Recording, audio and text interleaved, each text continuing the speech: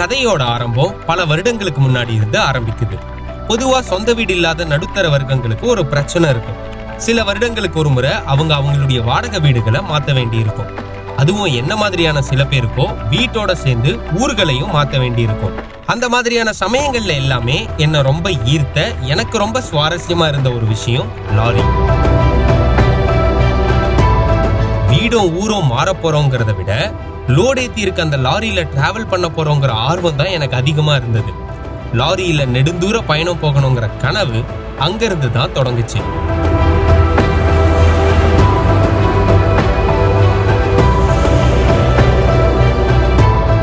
அதுக்கப்புறம் சில வருடங்கள் கழிச்சு ஹிஸ்டரி சேனல்ல ஐஸ் ரோட் ட்ரக்கர்ஸ் அப்படிங்கிற ஒரு ஷோவை பார்த்துட்டு கனடா போய் ஒரு ட்ரக் டிரைவர் ஆகணுங்கிற பெரிய லட்சியத்தோட சுத்திட்டு இருந்தேன்.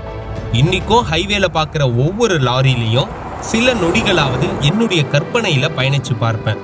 அந்த கற்பனையை நிஜமாக்குற ஒரு முயற்சி தான் இந்த பயணம்.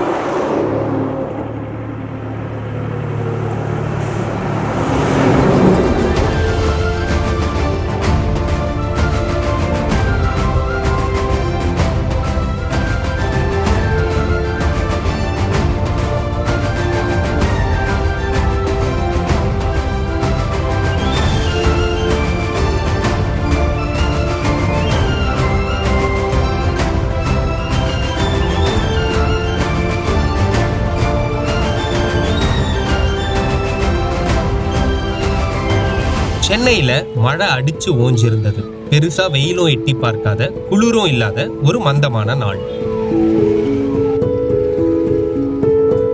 என்னோட மனநிலையும் அப்ப அப்படிதான் இருந்தது.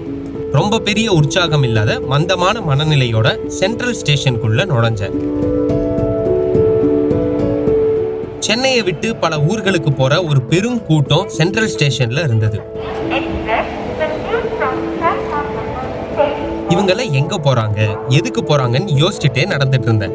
அப்பா அம்மாவை பார்க்க, காதலிய பார்க்க, ஒரு கல்யாணத்துக்கு, ஒரு கருமாதிக்கு, ஃபேமிலி டூர், கல்லூரிக்கு அப்படின்னு ஒவ்வொருத்தருக்கும் ஒரு வாழ்க்கை, ஒரு கதை. எனக்கும் ஒரு வாழ்க்கை, ஒரு கதை.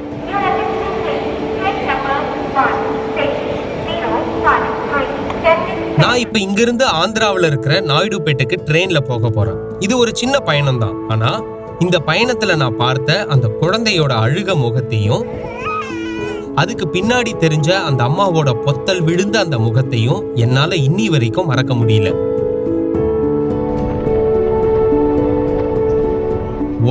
உடைஞ்சு போயிருந்த ஒரு வாழ்க்கை கதைய அந்த பொத்தல் முகமும் வெறுமையான கண்களும் சொல்லுச்சு. அவங்க பேர் என்னன்னு கூட எனக்கு தெரியாது. ஆனா நான் அவங்களுக்கு லக்ஷ்மி அம்மான்னு பேர் வச்சேன். லக்ஷ்மி அம்மாவும் அந்த குழந்தையும் நல்லா இருக்கணும்னு இயற்கை கிட்ட வேண்டிக்கிட்டேன். கொஞ்ச நேரத்துல நாயுடுபேட்டைக்கு வந்து சேர்ந்துட்டேன்.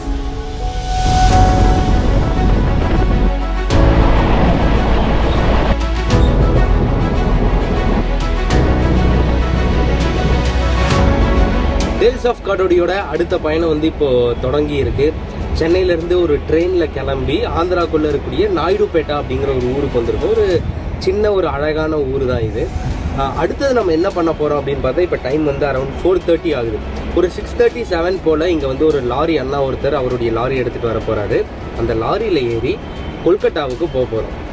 ஒரு லாரி டிரைவருடைய லைஃப் எப்படி இருக்குது, அவங்களுடைய சேலஞ்சஸ் என்ன, அவங்களுடைய பிரச்சனைகள் என்ன, அவங்களுடைய கொண்டாட்டங்கள் என்ன அப்படிங்கிறது எல்லாத்தையும் இந்த பயணத்தில் நம்ம பார்க்க போகிறோம்.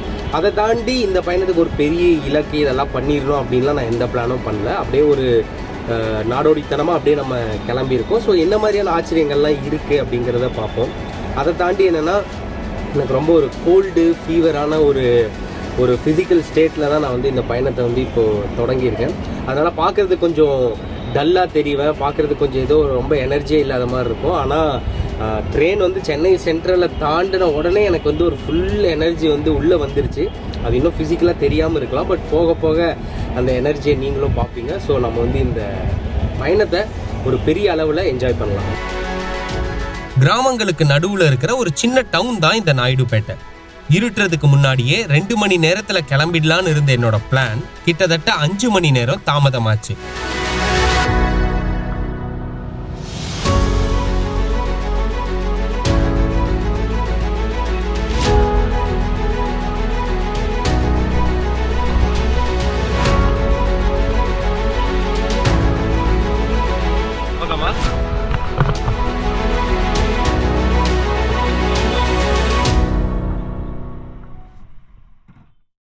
ஆக்சுவலி என்னாச்சுன்னா, நமக்கு வராரு இல்லையா ஒரு லாரி எல்லாம், அவருடைய கம்பெனியோட இன்னொரு லாரி வந்து ரோட்ல ஏதோ வந்து பஞ்சர் ஆகி ஏதோ நிற்குது, அதெல்லாம் ஹெல்ப் பண்ணிட்டு தான் நான் வருவேன், இன்னும் கொஞ்சம் டைம் ஆகும் அப்படின்னு சொல்லிட்டாரு. இது ரொம்ப சின்ன ஊர் அப்படிங்கிறதுனால நான் அந்த ஊருக்குள்ள இந்த ஷார்ட்ஸு இந்த பேக் எல்லாம் போட்டு சுற்றினாலே எல்லாரும் வந்து ஒரு மாதிரி அப்படியே பார்க்க ஆரம்பிச்சிட்டாங்க. சரி, ரொம்ப ஒரு டிஸ்கம்ஃபர்ட் அவங்களுக்கும் நம்ம தர வேண்டாம்னு சொல்லிட்டு ஏதாவது ஒரு தேட்டருக்குள்ளே போய் படம் பார்க்கலான்னு சொல்லிட்டு 2 சினிமா தேட்டருக்குள்ளே போனேன். 2 தேட்டருலுமே ஷோ கேன்சல் பண்ணிட்டாங்க ஆள் வராதனால. அப்புறம் அப்படியே சுற்றிட்டு இருந்தேன். அப்போ இந்த ஏரியாவில் நிறைய இந்த மாதிரியான ரிக்ஷா வந்து இருந்தது, சின்ன ரிக்ஷாஸ். அதை வந்து நிறைய தாத்தாக்கள் வந்து இழுத்துட்டு இருந்தாங்க. சரி, ஓகே அப்படின்னு சொல்லிட்டு இப்போ ஒரு தாத்தா கிட்ட வந்து இந்த ரிக்ஷா அப்படியே கொஞ்சம் தூரம் போனோம்.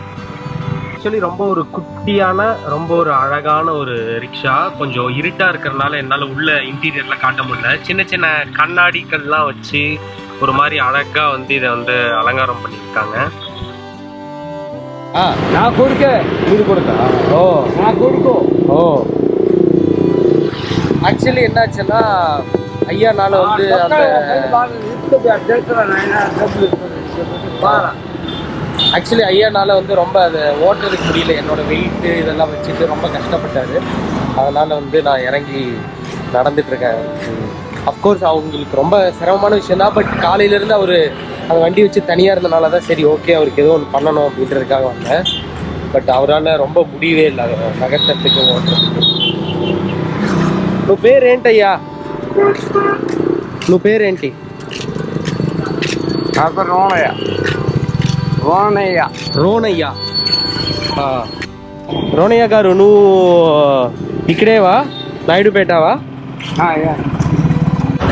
ఎంత వర్షం ఈ పని చేశారు? నాకు 74 వయసు. 74. 74. ఇదే పని అయితే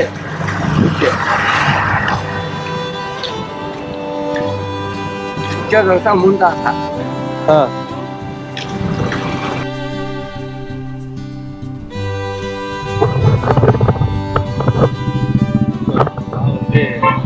ஓட்டி பார்க்குறேன் அப்படின்னு சொல்லி ஐயா கிட்ட இருந்து வாங்கி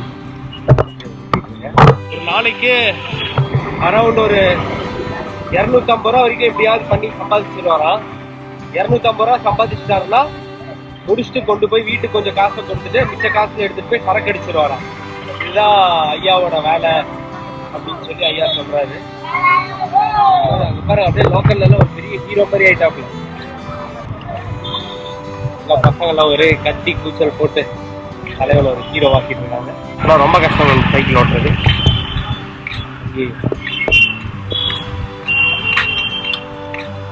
சாலையா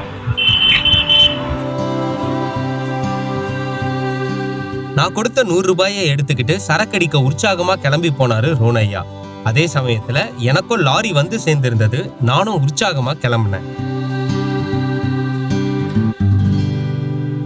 இப்போ ஆக்சுவலி என்னென்னா டைம் வந்து ஆல்மோஸ்ட் 9 மணி ஆயிடுச்சு. அந்த ட்ரக் டிரைவர் அண்ணா வர்றதுக்கு வந்து கொஞ்சம் டிலே ஆயிடுச்சு. ஸோ இவ்வளோ நேரம் நம்ம இருந்துட்டோம். இப்போ வந்து அவர் வந்துட்டார். அவரை தான் மீட் பண்ண போகிறோம். இனிமேல் நம்மளுடைய ஜேர்னி வந்து ட்ரக்கில் அந்த லாரியில் வந்து தொடர போகுது. அந்த லாரி டிரைவர் அண்ணா பேர் வந்து அலாவுதீன். அவர்கிட்ட நான் அதிகமாக பேசல, ஆல்மோஸ்ட் ஒரு 2-3 டைம்ஸ் தான் பேசினேன். ஸோ அவர் யார் என்ன எதுன்னு எனக்கு பெருசாக ஒன்றும் தெரியாது. But it is very interesting. அவர் கூட ஒரு 2-3 கால் பேசினது. லெட்ஸ் see இப்போது இந்த பயணம் எப்படி இருக்க போகுதுன்னு பார்க்கலாம்.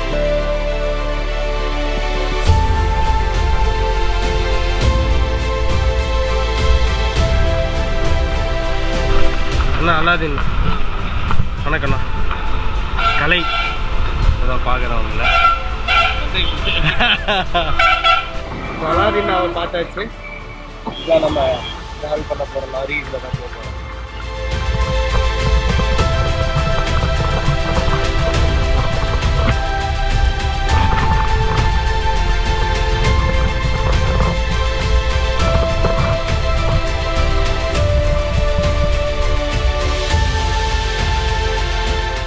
அலாவுதீன் அண்ணனோட கொல்கட்டா நோக்கிய இந்த அற்புத லாரி பயணம் தொடங்குச்சு.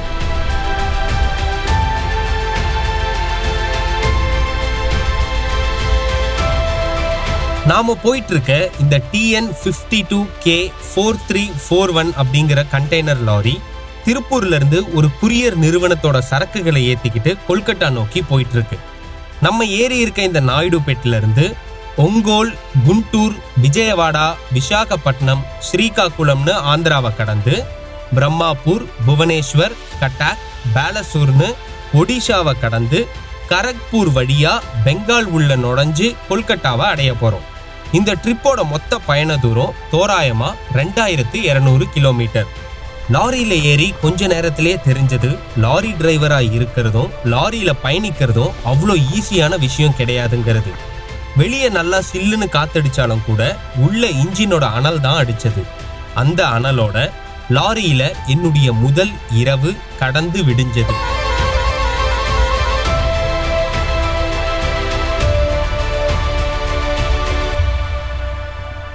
ஆந்திரா விஜயவாடா பகுதியோட சுளுர் வெயிலும் வெப்பமும் எங்களுடைய காலைய அலங்கரிச்சது.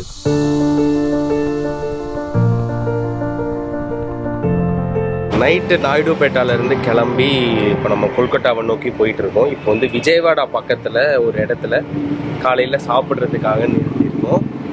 நைட் வந்து ரொம்ப கொஞ்சம் கஷ்டமாக தான் இருந்ததுங்களா. ரொம்ப கட்டையாக இருக்குது. அங்கே படுக்கிறதுக்கோ உட்கார்றதுக்கோ அந்த கேபின்குள்ளே இருக்கிற இடம் வந்து வெறும் கட்டையாக தான் இருக்கும். அது கொஞ்சம் கஷ்டமாக இருந்தது. நான் கொஞ்ச நேரம் தூங்கினேன். அலாதீன் தான் ரொம்ப நேரம் ஓட்டிகிட்டு இருந்தார். அப்புறம் விடி காலையில் போல் ஒரு 3 மணி போல் வண்டியை ஒரு பெட்ரோல் பங்க்கில் நிறுத்திட்டு அவரும் கொஞ்சம் நேரம் தூங்கிட்டு அப்புறம் அங்கேயே வந்து டாய்லெட்டு அதெல்லாம் வாஷ்ரூம்லாம் யூஸ் பண்ணிவிட்டு அப்புறம் அப்படியே கிளம்பி வந்துட்டு இருந்தோம். இப்போ விஜயவாடா கிட்ட வந்து சாப்பிட்றதுக்காக நிறுத்தியிருக்கோம். ஸோ போய் சாப்பிடுவோம்.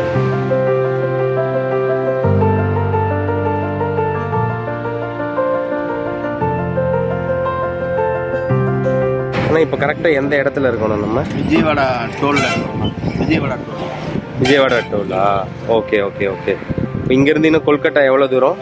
இங்கேருந்து 1300 கிலோமீட்டர். ஓகே. இப்போ வழக்கமாகவே இந்த மாதிரி இடங்களில் தான் நிறுத்தி சாப்பிடுவீங்களா? டிஃபன் எப்படின்னா? இந்த மாதிரி இடம் இங்கே என்னென்ன ஸ்பெஷலாக இருக்கும்? எல்லாம் முட்டை தோசை, எல்லாமே இட்லி. நன்றி நன்றி, சாப்பிடுங்க.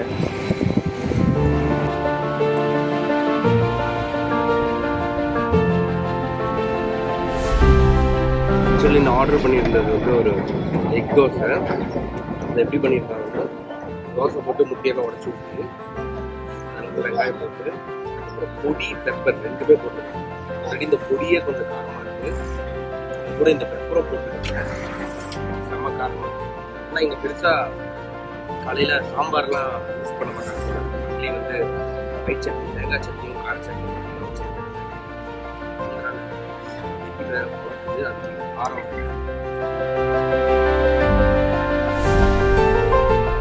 2020 ஒரு தொண்டு நிறுவனத்தோட சர்வே ஸ்டாட்டிஸ்டிக்ஸ் என்ன சொல்லுதுன்னா, இந்தியாவில் இருக்கிற 50% அதிகமான லாரி டிரைவர்களுக்கு அவங்களுடைய வேலை குறித்த ஒரு அதிருப்தி இருக்கு. குறைஞ்ச வருமானங்கிறதுக்கு அடுத்ததாக அந்த டிரைவர்கள் சொல்லக்கூடிய முக்கியமான காரணம் போலீஸோட தொல்லை தான். திருடங்களுக்கு ஈக்குவலா போலீஸுக்கு அவங்க பயப்பட வேண்டியிருக்கு, குறிப்பா பிற மாநிலங்கள்ல வண்டி ஓட்டும் போது. தமிழ்நாடு வண்டி எல்லா அதர் ஸ்டேட் வண்டியும் இந்த ஆந்திராக்குள்ளார ஓட்டுறதுக்கு மெக்கானிக்கல் அப்படின்னு வந்து பணம் கொடுக்குறாங்க. 1000, 2000, 5000, அதிகபட்சம் கடைசி ரேட்டு 5000 இது மாதிரி அமௌண்ட் வாங்குறாங்க. ஆனால் நம்ம தமிழ்நாட்டிலலாம் வாங்குறது கிடையாது. அவங்க 100, 200 வாங்கிட்டு விட்டுறாங்க. இவங்க மட்டும் இந்த மாதிரி வாங்குறாங்க ஆந்திராக்குள்ள. இது வந்து இல்லாமல் இருந்தால் ரொம்ப பெனிஃபிட்டாக இருக்கும். காசும் வாங்கிக்கிறாங்க. தனியாக 100, 200 அது வேற வாங்கிக்கிறாங்க. மெக்கானிக்குன்னு வண்டிக்கு பிடிச்சி போட்டுக்கிறாங்க. ஒரு மாதம் ஆனால் இவ்வளோ அமௌண்ட்டு அப்படின்னு வாங்கிக்கிறாங்க. 5000 வரைக்கும் வாங்குறாங்க. மெக்கானிக்கல்னா அதில் என்ன போட்டு தராங்க அந்த ரசீதியில்? மெக்கானிக்கல் அப்படின்னு சொல்லிட்டு ஏதோ ஒரு, அதாவது வண்டியில் ஸ்டிக்கர் இல்லை, யூனிஃபார்ம் இல்லை, எல்லாமே இருந்தாலும் ஏதோ ஒன்று இல்லை அப்படின்னு அவங்க போட்டு கொடுக்குறாங்க. இதுதான் விஷயம், வேற ஒன்றுமே கிடையாது. கம்பல்சரி அதை கட்டிட்டு தான் போகணும். கம்பல்சரி கட்டாமல் ஆந்திராக்குள்ளே ஓட்ட விடுறதில்லை. கம்பல்சரி கட்டியே ஆகும். இது கட்டாமல் ரோட்டில் பிடிச்சா என்ன பண்ணுறாங்க? கட்டாமல் ரோட்டில் பிடிச்சா 500 கொடு, 1000 கொடு, மெக்கானிக் இல்லை அப்படிங்கிறாங்க.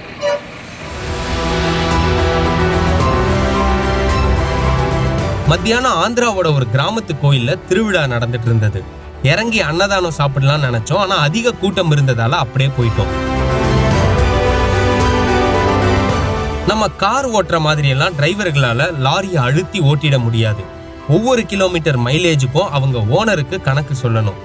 டீசலுக்கு இன்னும் ஓனர் காசு போடாத சூழல்ல ஒரு பங்க் ஓரமா வண்டியை நிறுத்திட்டு நானும் அலாவுதீன் அண்ணனும் கொஞ்ச நேரம் பேசிட்டு இருந்தோம். வழக்கமா லாங் போற லாரிக்கு 2 டிரைவர் இருப்பாங்க, கிளீனர் இருப்பாங்க கேள்விப்பட்டேன். நீங்க ஒத்தையில தனியா இவ்வளவு தூரம் ஓட்டிட்டு போறீங்க ஏன்? அந்த மாதிரினா படிக்காசு கம்மி, சூழ்நிலைகள் அந்த மாதிரி இருக்கு. டீசல் விலை அதிகமா இருக்கு. ஓனரை சொல்லி பிரயோஜனம் இல்லை, வாடகைகள் கம்மியா இருக்கு. அதனால படி கம்மியா கொடுக்குறாங்க. அதனால 2 டிரைவர் கட்டுப்படி ஆகாதனால ஒத்த டிரைவர் ஓட்டும். இதுதான் விஷயம். சரி, இது இல்லாம இப்ப இந்த மாதிரி லாங்ல லாரியில இந்த சூடு, வெயில், இன்ஜின் சூடு இதெல்லாம் ஓட்டும் போது உடல் ரீதியில என்ன மாதிரி பிரச்சனை எல்லாம் வரும்? உடல் ரீதியில எல்லா பிரச்சனையும் வரும். இல்ல இப்ப பொதுவா டிரைவர்களுக்கு ரொம்ப நேரம் சூட்ல இருக்கிறதுனால பைல்ஸ் ப்ராப்ளம் வரும்னுவாங்க. வெளியே ரொம்ப இதா சாப்பிடுற விட்டு சரியா சாப்பிடறதுனால அல்சர் ப்ராப்ளம் வரும். அது மாதிரி வரும். அல்சர் ப்ராப்ளம் வரும், உடம்புவலி ப்ராப்ளம் வரும், முதுகு எலும்பு தண்டு சீக்கிரம் தேஞ்சிரும். அப்புறம் கண் பார்வை சீக்கிரம் போகும். நைட்ல வெளிச்சம் பார்த்து சீக்கிரம் கண் பார்வை போயிடும். சரி, நீங்க என்ன பண்ணணும்னு நினைச்சீங்க? எப்படி டிரைவிங்குள்ள வந்தீங்க? நான் எங்க அப்பா காலத்துல இருந்து டிரைவர் தான். எங்க அப்பா தாத்தா காலத்துல இருந்து எல்லாரும் டிரைவராகவே இருக்கிறதுனால அப்படியே டிரைவர் தொழில நம்மளுக்கு செட் ஆயிடுச்சு. சரி, வேற ஏதாவது படிச்சு வேற ஏதாவது வேலைக்கு போகணும் அப்படின்லாம் யோசிச்சு? படிப்பு ஒன்றும் ஏறல, அதுதான் காரணம். எல்லாம் படிச்சிருக்கலாம். அலாவுதீன் அண்ணனோட போயிட்டு இருந்த அந்த லாரி பயணம் லாரி டிரைவர்கள் மீதான வேறொரு பார்வையை எனக்கு கொடுத்துச்சு. பல நேரங்கள்ல ஹைவேக்கள்லயும் சிட்டிக்குள்ளேயும் லாரி டிரைவர்களை நாம திட்டுறோம். ஆனா அவ்வளோ பெரிய வண்டியை சரக்குகளோட எத்தனையோ 1000 கிலோமீட்டர் ஓட்டி வர்ற அவங்களுடைய சிரமங்களை பத்தி நாம யோசிக்கிறதே கிடையாது. நானும் பல தடவை பல லாரி டிரைவர்களை திட்டியிருக்கேன். அவங்க எல்லார்கிட்டையும் ஆழ் மனசுல இருந்து நான் ஒரு பெரிய மன்னிப்பை கேட்டுக்கிறேன்.